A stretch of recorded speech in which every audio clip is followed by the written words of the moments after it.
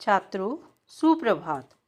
मैं अमृत Indo Canadian अकादमी की हिंदी अध्यापिका कुसुम नैयर आज आपको कक्षा 7 की हिंदी की पाठ्य पुस्तक बसंत भाग 2 के 14वें अध्याय खान पान की बदलती तस्वीर के बारे में ज्ञान अर्जित करवाऊंगी।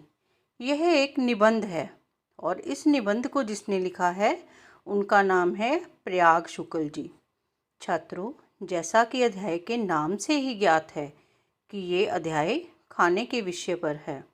अच्छा, कई बार आप भी गर्मी की छुट्टियों में कहीं पहाड़ी इलाकों पर घूमने जाते हैं तो आपको भी वहाँ अपना मनपसंद खाना मिल गया होगा, या आप किसी नई जगह पर घूमने जाते हैं तो आपने क्या वहाँ गौर किया कि वहाँ आपको उस राज्य के भोजन के अलावा अपने राज्य से संबंधित चीज़ें ज़रूर खाने को मिल जाती होंगी।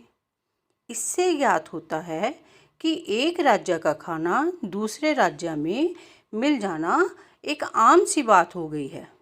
प्रिय छात्रों, अब मैं इस अध्याय से संबंधित अवधारणा मानचित्र दिखाऊंगी, जिससे आप इस अध्याय से जुड़ी प्रत्येक बात को अच्छे ढंग से समझ पाएंगे। जैसा कि आप अवधारणा मानचित्र के पहले भाग में भारतीय व्यंजनों के बारे में पूर्ण जानकारी प्राप्त कर सकते हैं।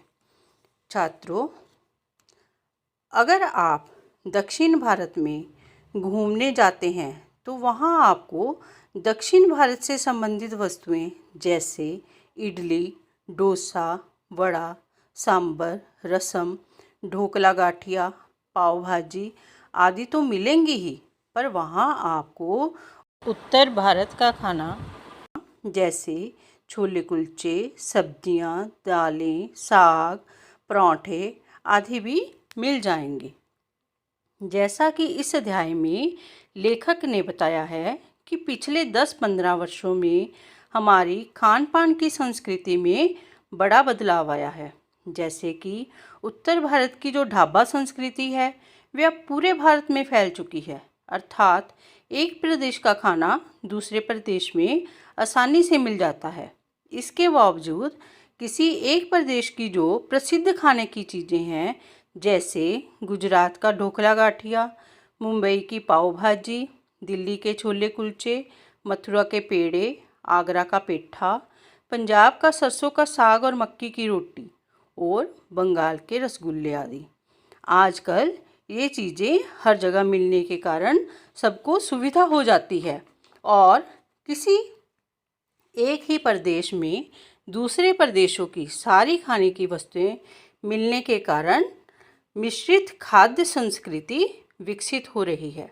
इस मिश्रित संस्कृति का ज़्यादा प्रभाव हमारी युवा पीढ़ी पर पड़ा है, क्योंकि उनके पास खाने की विभिन्न प्रकार की वस्तुएं हैं। जैसे कि एक तो उनके पास स्थानीय व्यंजन है और दूसरा उनके पास जो आजकल प्रचलन में है यानी कि फास्ट फूड, जैसे burger, noodles, pizza, Manchurian, spring roll, momos, pasta आदि कई ऐसी चीज़ें हैं जो वे शौक़ से खाते हैं। इसी वजह से हमारे स्थानीय व्यंजनों की लोकप्रियता में धीरे धीरे कमी आ रही है और इसकी लोकप्रियता कम होने की दूसरी वजह यह है कि किसी खास स्थान पर मिलने वाले पकवान की गुणवत्ता में भी कमी हो रही है। जैसे कि दिल्ली के छोले कुलचे या मुंबई की पाव भाजी अब इतनी अच्छी नहीं मिलती जितनी कि पहले मिलती थी। एक अन्य कारण यह भी है कि यह पाश्चात्य भोजन युवा पीढ़ी में इतना प्रचलित हो गया है क्योंकि ये जल्दी से बन जाता है, अर्थात भूख लगने पर इसे जल्दी से खाकर पेट भरा जा सकता है। जैसे 2 मिनट्स नूडल, आजकल लोगों के पास समय की कमी के कारण ये जल्दी से बन जाता है और इसे खाकर पेट भी भर जाता है। ऐसे ही युवा पीढ़ी आजकल पेय पदार्थों में ज़्यादातर कोल्ड ड्रिंक का प्रयोग करना ज़्यादा पसंद करती है, पर लस्सी, शिकंजवी, गन्ने का रस, फलों के रस का अपना ही फ़ायदा होता है और इसे पीने से किसी तरह का कोई नुकसान भी नहीं होता। अब इसके आगे की जानकारी आप दूसरे अवधारणा मानचित्र द्वारा प्राप्त करेंगे। धन्यवाद।